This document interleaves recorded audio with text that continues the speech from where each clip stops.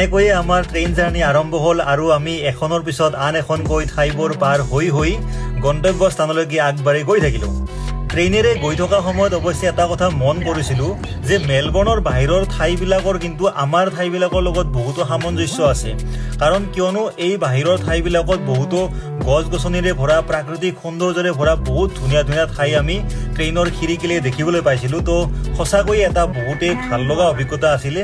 আৰু এনেকৈয়ে আমি গৈ প্ৰায় 17টা ষ্টেচন পাৰ হোৱাৰ পিছত আমি আমাৰ ফাইনেলি গন্তব্যস্থানত আমি আহি পাই গ'লোঁ। এতিয়া এগেইন আমি আৰু এটা ষ্টপ বাছত যাব লাগিব। আৰু এটা কথা হ'ল যে বাছ বা ট্ৰেইনত উঠিলে এই কাৰ্ডখন আমি এনেকৈ টেপ কৰিব লাগে। এই কাৰ্ডখনক মাইকী বুলি কোৱা হয়। ইয়াতে পইচা ভৰাই পেলাই আমি চলাই থাকিব পাৰোঁ। তো ফাইনেলি আমি আহি পালোঁ ডংকাষ্টাৰ। তো এইটো হ'ল ডংকাষ্টাৰৰ আটাইতকৈ ডাঙৰ মল, ৱেষ্টফিল্ড বুলি কোৱা হয় এই মলটো।